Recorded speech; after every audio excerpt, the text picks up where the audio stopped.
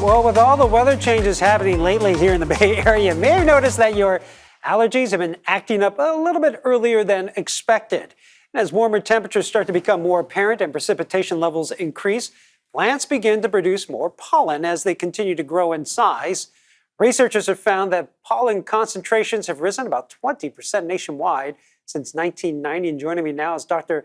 Jyothi Tirumalasetty with the Allergy Immunology at Stanford Health Care. It always seems like allergy season is starting earlier and earlier. What are you seeing this year? We are seeing it start early this year as well, Ryan, and we've already seen a high concentration of tree pollen, and that's been going on since the end of March. So if you're noticing a lot of allergy symptoms, there's a reason for that. And what exactly are allergies, and what is an allergic reaction? Allergies happen when someone who's sensitized to an airborne particle, such as pollen, gets exposed to that airborne particle and breathes it in. And if you're sensitized, your allergic antibodies create an allergic reaction that's mediated through your allergic cells. Those allergic cells produce a lot of mediators like histamine that can then cause the symptoms of allergy, things like itchy eyes, sneezing, congestion, runny nose. Yeah, my sinuses are kind of blocked up right now. So how can you tell if you have allergies versus maybe a cold, flu, or even COVID? That's a great question. And I would say that the onset of a cold is going to be a little bit faster. And you're going to notice that there might be other people around you who are sick as well. But with a cold, you might see symptoms like a fever and body aches and kind of a sudden onset of a sore throat.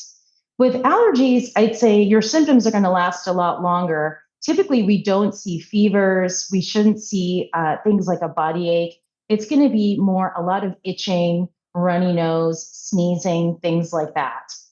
And so what's the best way to kind of combat the allergy symptoms, especially a lot of sneezing, especially those itchy eyes?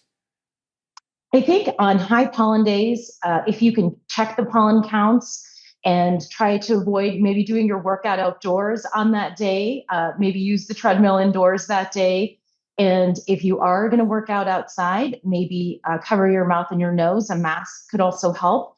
And when you do come back home after your outdoor time, consider changing your clothes, taking a shower, kind of rinsing that pollen off of you. I think all those things can help. And of course, we've got lots of medications available. Antihistamines over the counter as well can help. Maybe taking those ahead of time before you head out. Yeah, how much do the over-the-counter medications help?